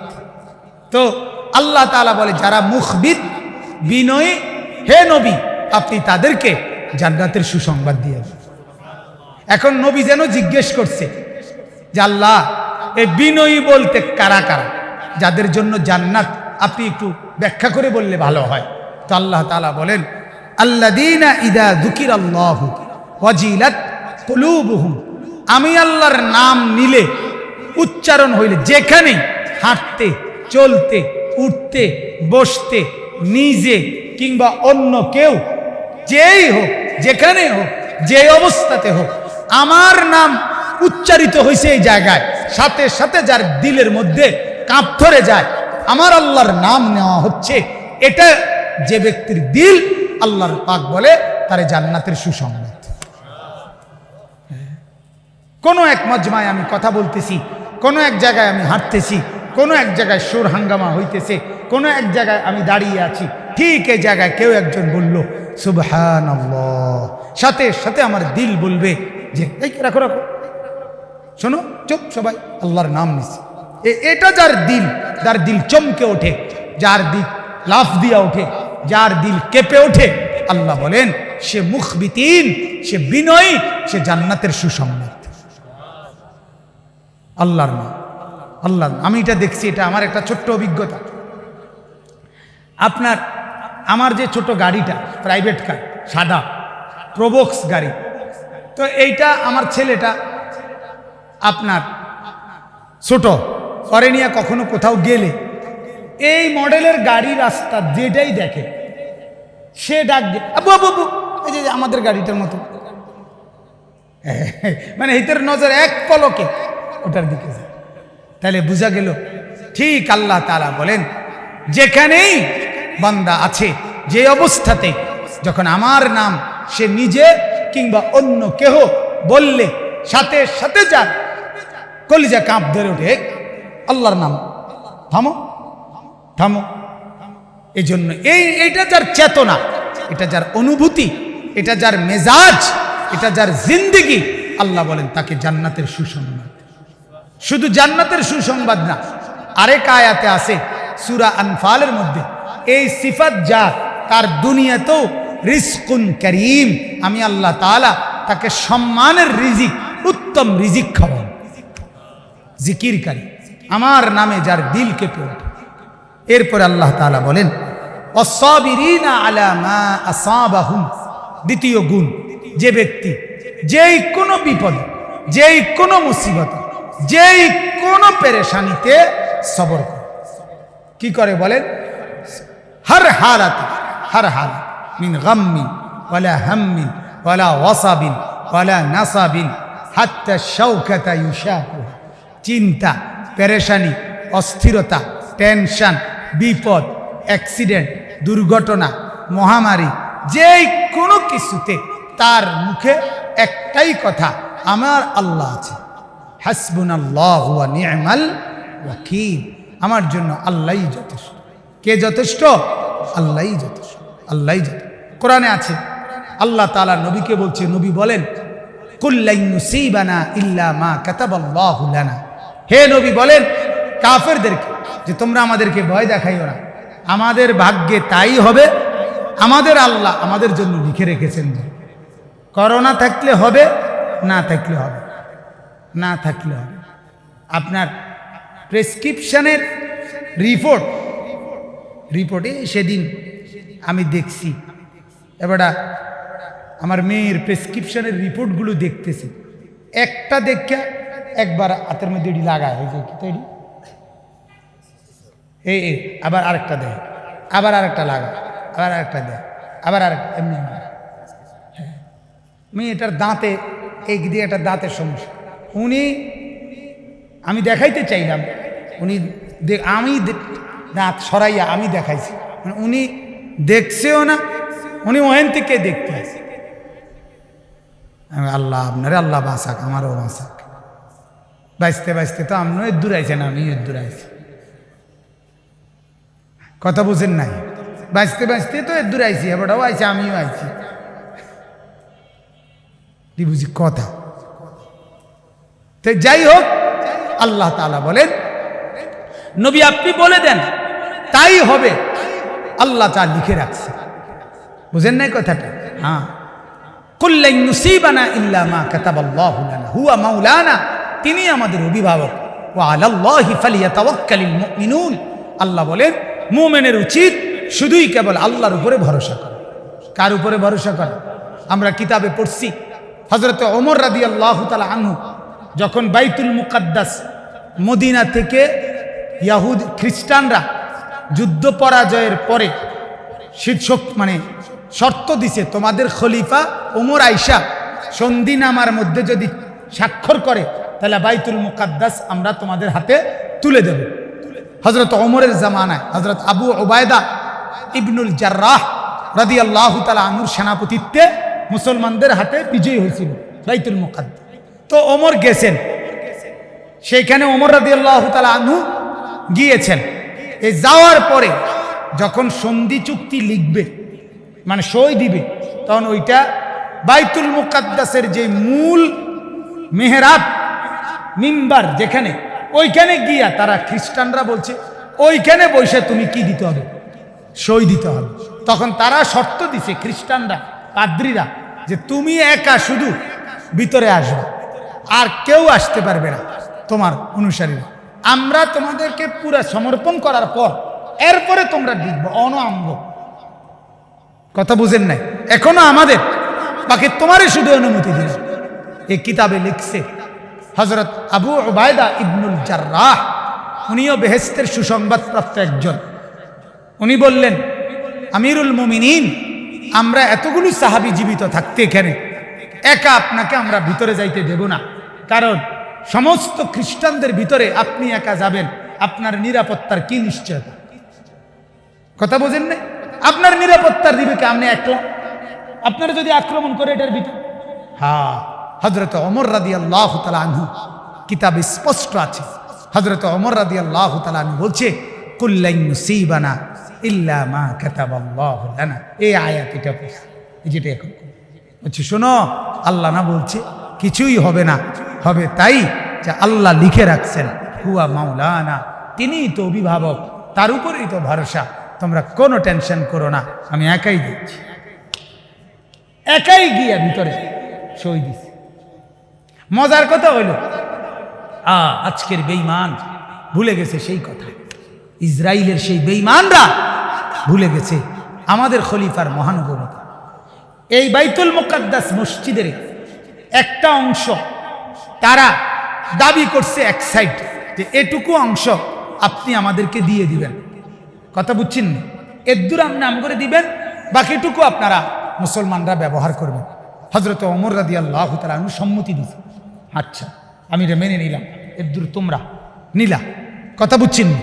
তো আশ্চর্য কথা হলো, হযরত ওমর রাদিয়াল্লাহু তাআলা আনহু কে ওই সময় নামাজের ওয়াক্ত হয়েছে, একেবারে স্পষ্ট আমার কাছে তারিখের কিতাব আছে। কেউ পড়তে চাইলে আরো মজা হলো, মাকতাবাতুল হাসান বাংলা বাজার থেকে একটা ভালো প্রকাশনী আছে, ওইখান থেকে বের হয়েছে ইসলামের ইতিহাস সংক্ষিপ্ত বিশ্বকোষ, 5 খণ্ডে পুরা 1450 বছরের ইতিহাস, অল্প কথায় খুব সুন্দর জানতে পারবেন। এই 1500 টাকা মাত্র দাম, খুব দারুণ, অসাধারণ, ওইখানে আছে এটা। তো আমি ওই কিতাবে পাইছি, আরবি কিতাবের অনুবাদ এটা। তো কথাটা যেটা দরকারি বলতেছি, এই ইহুদিদেরকে তারা বলল যে ওমর, নামাজের ওয়াক্ত তো হয়ে গেছে, এখন আপনি আমাদের যে জায়গাটা, এই জায়গাটা আমরা মুসল্লা দিতেছি, অর্থাৎ এটা যদিও আমরা নিছি, কিন্তু এখন তো আপনার নামাজের টাইম, আপনি এই জায়গাটার মধ্যে নামাজ পড়েন, আপনার অনুমতি দিলাম, আপনি নামাজ পড়ে যান একবার, আইসেন যেহেতু ভিতরে। তারা কিন্তু অনুমতি দিছে ওনারে, বুঝেন নাই? কিন্তু কিতাব স্পষ্ট আছে, হযরত ওমর বলছে, না, আমি এখানে নামাজ পড়ব না, আমি বের হয়ে আমার সাথীদের সাথেই নামাজ পড়ব। তো তারা বলল, কেন কেন পড়বেন না? বলে হযরত ওমর বলেন, আমি ওমর যদি আজকে তোমাদের সীমানাটুকুর ভিতরে নামাজ পড়ি, কোনো একদিন আমার পরবর্তী মুসলমান কেউ ক্ষমতা ধরে এসে বলবে আমাদের খলিফা ওমর যেহেতু এখানে নামাজ পড়ছে, এটা আমরা বোঝেন নাই, তখন হয়তো তারা তোমাদের এটা নিয়ে যাইতে পারে। এই জন্য আমি চাই না আমার সেজদার দলিল দিয়া, আমার নামাজের দলিল দিয়া কেউ তোমাদের অংশ ছিনায় নক, এমন মহানুভব ইসলাম। আর আজকে ওই জানোয়াররা ইমানদার মুসলমানকে একটা সেজদা দিতে দেয়, অথচ আমাদের খলিফাই মহানুভবতা দেখাচ্ছে। অথচ এরা বাইতুল মুকাদ্দাসের মসজিদে ইমানদার মুসলমানকে কোনো বন্দিগি করতে দেয়, যে কোনো বিশেষ ইবাদতের রাতে জমা হলেই গুলি করে। দেখেন না প্রতিনিয়ত পাখির মতো মারে। তো বাকি কথা তো এই, মালিক যেহেতু আছে, রাসূলুল্লাহ সাল্লাল্লাহু আলাইহি সাল্লামের কথাও সত্য। একদিন ইহুদিরা এমন হবে যেদিন গাছের আড়ালে আশ্রয় নেওয়ার পরেও ইহুদি বাঁচবে না, পাথরের আড়ালে আশ্রয় নেওয়ার পরেও পাথর ডাক দিয়া বলবে, ইন্না মিন ওয়ারাই ইয়াহুদিয়্যুন, এ মুসলমান, আমার পিছনে এক ইহুদি লুকিয়ে আছে, ফাকতুলহু, তুমি তাকে হত্যা করো। ইনশাআল্লাহ যদি আসমান সত্য হয়, তা রাসূলের এই কথাও সত্য, কোনো সন্দেহ। তো আস-সাবিরিনা আলা মা আসাবাহু, সমস্ত বিপদে যে ধৈর্য ধরে তাকে জান্নাতের সুসংবাদ। ওয়াল মুকিমিস সালাহ, 5 ওয়াক্ত নামাজ পূর্ণ যে আদায় করে তাকে জান্নাতের সুসংবাদ। কয় ওয়াক্ত? আমাদের ঠান্ডা মাথা আমাদের সমাজের কিছু ভদ্রলোক এবং সাধারণ মানুষ, কিছু জেনারেল মানুষ, কিছু খেটে খাওয়া মানুষ, কিছু দিন মজুর, এরকম একটা বৃহৎ অংশ আমাদের সমাজে যারা যে কোনোভাবে নিজেদের জীবনে সিদ্ধান্ত নিয়ে নিছে, বুঝে নিছে, তারার কাছে নিশ্চয়ই কোনো কিতাব আছে, আমরা যেটা জানি না। আপনার সেটা কিতাবের মধ্যে মনে তারা পাইছে যে শুধু শুক্রবারে জুমার নামাজ পড়লেই সারে। এই জন্য এই নাফরমান যাকে 1 সপ্তাহ মসজিদে দেখা যায় না, তে কিন্তু শুক্রবারে আইবে। কথা বোঝেন নাই? এই ডাকাইতে শুক্রবারে আসে কেন? তার জিগান না? স্পষ্ট, আপনি যদি তার কলজাটা আলটা করেন, আলট্রাসোনোগ্রাফি করা হয়, তার কলজাটার ভিতর থেকে এই রিপোর্ট আসবে যে সে তার দিলে এটা বিশ্বাস যে নামাজ শুধু শুক্রবারেরটা পড়লেই সারে। হ্যাঁ হ্যাঁ, নাইলে এই লোকটাই তো কি পড়ে, শুক্রবার পড়ে, আমার কথা হলো এটা, বাকি নামাজগুলো সে পড়ে না কেন? ইচ্ছা করে সে ছেড়ে দেয়, কারণ সে জানে এটি লাগে না। এটি আজাইরা হুজুর টুজুর যারা কিছু বুড়া টুরা মানুষ, খাইয়া টাইয়া কোনো কাম নাই, এগুলো এরা পড়বে। আমরা মতো এরকম ব্যস্ত মানুষ, আমরা 5 ওয়াক্ত নামাজ পড়তাম গেলে কুলাইতার আর বাহি কাম বলেন নাউজুবিল্লাহ। হ্যাঁ, অথচ নামাজ পড়া চাই কয় ওয়াক্ত? ইহুদিদের ধর্মগ্রন্থে, ইহুদিদের একটি ধর্মগ্রন্থের মূল নীতি তাদের যে মুসলমান ততদিন পর্যন্ত আমাদেরকে পরাজিত করতে পারবে না। শুনতেছেন? যতদিন মুসলমানদের এশা জুমা এবং ফজর বরাবর না হবে, যেদিন মুসলমানের জুমা আর ফজর বরাবর হবে, সেদিন মুসলমানদের হাতে আর কেউ টিকবে না। এই জন্য ওরা ফজরের নামাজে যাতে উম্মত না আসে, এই জন্য পৃথিবীর সমস্ত নাচ গান, আসর, সুযোগ সুবিধা, অশ্লীলতা, বেহায়াপনা, বার, মদ, জুয়া, আড্ডা সব রাতে জমজমাট করে দিছে। রাত যত বাড়ে নাফরমানির আড্ডা তত বাড়ে। সারা রাত আড্ডা করে 2টা 3টা 4টা বাজে মাতালের মতো ঘুমায়, সকাল 8টা 9টা 10টা যার যেমনি সুযোগ হয় এমনি উঠে উঠটা নাস্তা খাই আবার কর্মে লাগে।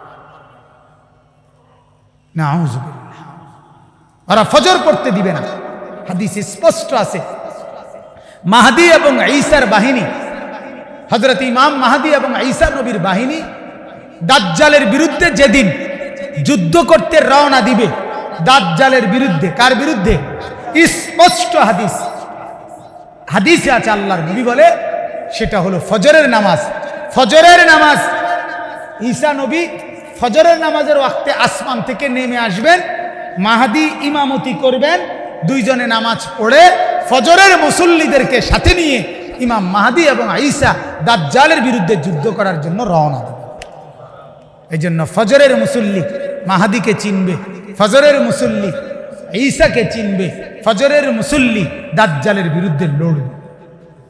আর 8টা 9টার মুসল্লি উড়ুন না বেড়া, এতে বেরস করতে করতে শুধু চায়ে খাবে আর খবরের কাগজ পড়ে। উনি তো ভদ্রলোক, উনি জেন্টেলম্যান। কথা আমরা নাইলাম অজেন্টেলম্যান, জেন্টেলম্যানের উল্টা গীতা আমি কইতারি না, এই জন্য এটা বানাই নিলাম আর কি। আরে মনোযোগীর উল্টাটা যেরকম অমনোযোগী, তাহলে জেন্টেলম্যানের উল্টাটা কি হবে? অজেন্টেলম্যান। আমরা হইলাম অজেন্টেলম্যান, যার কারণে আমরা ঘুম কম, আমরা রাত উঠলাম না। বলেন নাউজুবিল্লাহ। ওয়াল মুকিমিস সালাহ, 5 ওয়াক্ত নামাজ যে পড়ে তাকে জান্নাতের সুসংবাদ। বলেন আলহামদুলিল্লাহ। শেষ কথা হলো আল্লাহ তাআলা বলেন ওয়া মিম্মা রাযাকনাহুম ইউনফিকুন। রব্বুল আলামিন বলেন আমার দেওয়া রিজিক থেকে, আমার দেওয়া মাল থেকে আমার রাস্তায় দান করে, সাদাকা করে, আমার রাস্তায় যাকাত দেয়, আমার রাস্তায় দান করে, যে তার জন্য জান্নাতের সুসংবাদ। তাহলে 4টা হলো। আল্লাহ তাআলা বলেন হে নবী বিনয়ীদেরকে জান্নাতের সুসংবাদ দেন। নবী যেন বললেন আল্লাহ বিনয়ী কারা?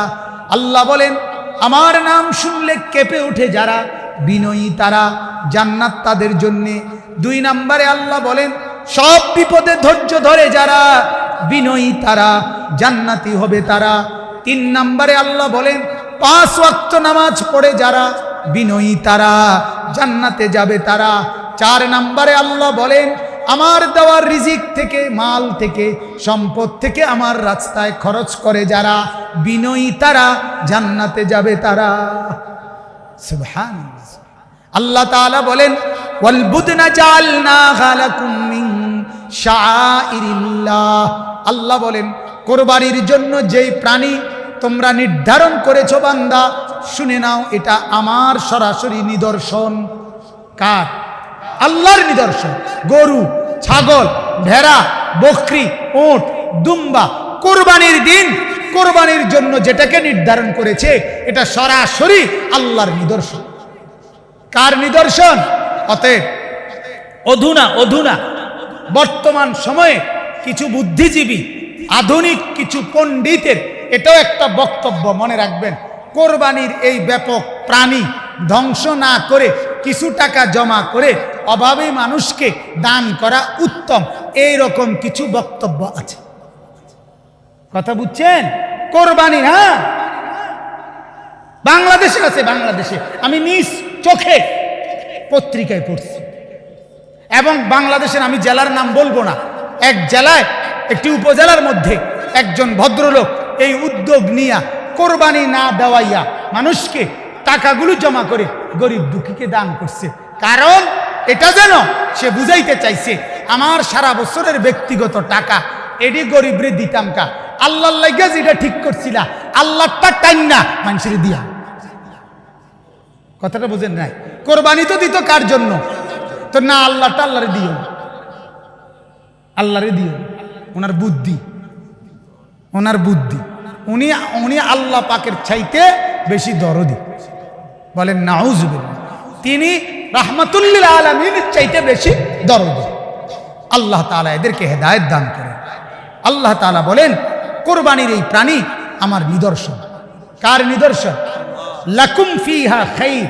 আল্লাহ বলেন এটার মধ্যেই, এই কোরবানির মধ্যেই রয়েছে তোমাদের জন্য খায়ের, কল্যাণ, কল্যাণ, কল্যাণ, দুনিয়ারও আখিরাতেরও। দুনিয়ার কল্যাণ কি?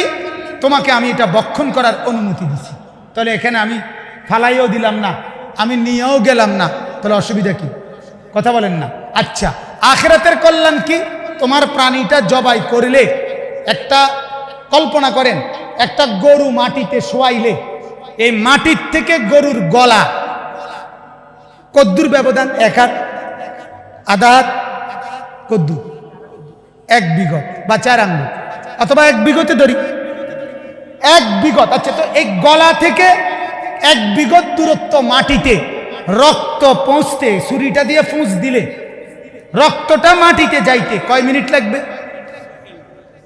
কথা কন না, 2-4 সেকেন্ড, ধরে নিলাম 5 সেকেন্ড, ধরে নেন 10 সেকেন্ড।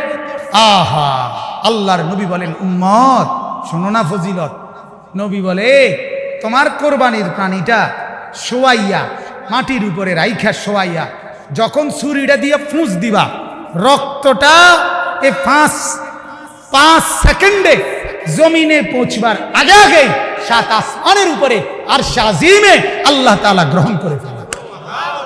আল্লাহ বলে, বান্দা জমিনে পড়বার আগে আমি নিয়ে নিলাম। ইন্নাদ দামা লা ইয়াকাউ মিনাল্লাহি বিমাকানিন ক্বাবলা আন ইয়াকা ফিল আরদ, জমিনে পড়বার আগেই আল্লাহ নিয়ে। ফাতিবু বিহা নাফসান, এজন্য নবীজি বলে আমার উম্মত খুশি খুশি দিলে কোরবানি করিও। তিবু তিবু, খুশি খুশি খুশি খুশি। কি দিলে বলেন না? কোরবানি করবেন কি দিলে? খুশি খুশি। না ফাইতে কি করুম ভাই, সমাজে এবছর যেই একটা ঝামেলা যাইতে আছে, অন্য কেউ হইলে করলো না হইলে কোরবানি আমি দেখে করতেছি। আরে বাপরে, আমনে দেখে কোরবানি করতে পিছা দিয়ে ফিরেন, আপনি করেন না কোরবানি, উত্তালা নাম। আরে বাপরে, তাই নিয়ে দেখে কোরবানি করতে আছে। আলাপ কি সিহন আলাপ, বলেন নাউজুবিল্লাহ।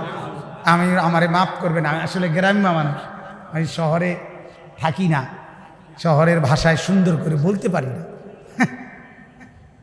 আমার আবেগ উঠলে আমার পুরাটাই গ্রাম্য হয়ে যাও। প্রথমে যাও কদ্দূর ঠিক রাখলেও পরে যখন জোশ ওঠে তখন আর কি, এটা একেবারে শহরের ধারেও থাকে। ঢাকা তো দূরে থাক, দাউদকান্দি এদিকে এদিকে আইয়ে না, ব্রিজের এদিকে আইয়ে না। তো বলতেছেন যে কি করব, সমাজে মুখ দেখাইতে হবে, মানুষে কি করবো, না ফাইতে না ফাইতে কোরবানি বুঝি না ফাইতে করে, কোরবানি না ফাইতে নি কর না, না ফাইতে ফাইতে ফাতিবু বিহা নাফসান। নবীজি বলেন খুশি খুশি দিলে কোরবানি, খুশি খুশি দিলে কোরবানি। এজন্য ইনশাআল্লাহ খুশি খুশি দিলে কোরবানি করে, ঠিক আছে না? ইনশাআল্লাহ। মজার কথা হলি, শেষ কথাটা বলি, মজার বিষয়টা হলো আল্লাহ তাআলা বলে, বান্দা ফাযকুরু ইসমাল্লাহি আলাইহা সাওয়াফা ফাইদা ওয়াজাবাত জুনুবুহা ফাকুলু মিনহা ওয়া আত'ইমুল কানিআ ওয়াল মু'তার। যখন তুমি জবাই করবা, জবানে আমার নাম নিবা, জিকির বিসমিল্লাহ আল্লাহু আকবার বলবা, আর যখন কাত হয়ে পড়বে তখন তুমি খাইবা। ফাকুলু মিনহা, তুমি এর থেকে খেও। ওয়া আত'ইমুল কানিআ ওয়াল মু'তার, যে চায় না তাকেও খাওয়াইও, মানে আত্মীয় স্বজন, যে চায় তাকেও দিও, মানে গরিব দুঃখী। আচ্ছা, এরপরে সুবহানাল্লাহ শেষ হয়েছে না তো? এরপরে শেষ সুবহানাল্লাহটা, এটা শেষ আয়াতটা, এটা এরপরেরটা হইলে এরকম আমার ছোট ছেলেটার মতো। ছোট ছেলেটা যখনই কিছু, সবারই আদরের ছেলে আমার সফওয়ান, কিছু তারে দিলেই হয়তো বলে, আব্বু তুমি খাবা না, আপনি খাবেন না। আমরা ফুতাই তো অন্য তুমি কয় না, আমি আপনি কয়। হ্যাঁ, তো আব্বু আপনি খাবেন না, তো আমরা তখন আব্বু তুমিই খাও, ঠিক কিনা বলে না? আল্লাহ তাআলা বলা, বান্দা যেন বলতেছে, আমরা যেন বলতেছি আল্লাহকে, আল্লাহ কোরবানিটা তো আপনার জন্য দিছিলাম। কার জন্য? আপনার জন্য। আপনি আমাকে খাইতে বললেন, আমি তো খাচ্ছি, আপনি খাবেন না, আপনি একটু নেন। রব্বুল আলামিন বলেন, লা ইয়ানালাল্লাহু লুহুমুহা, না না বান্দা আমি নেব না, গোশত আমার লাগবে না, ওয়ালা দিমাউহা, তোমার গোশত রক্ত কিছুই আমার লাগবে না, ওয়ালাকিন ইয়ানালুহুত তাকওয়া মিনকুম, তুমি তাকাও গরুর দিকে, আমি তাকাই তোমার দিলের দিকে। গরুটা তুমি নাও, দিলটা আমাকে দাও। কাকে দাও? আল্লাহকে দাও। ওয়ালাকিন ইয়ানালুহুত তাকওয়া মিনকুম, আল্লাহ বলে এক টুকরাও আমি নেব না, এক লোকমাও আমি নেব না।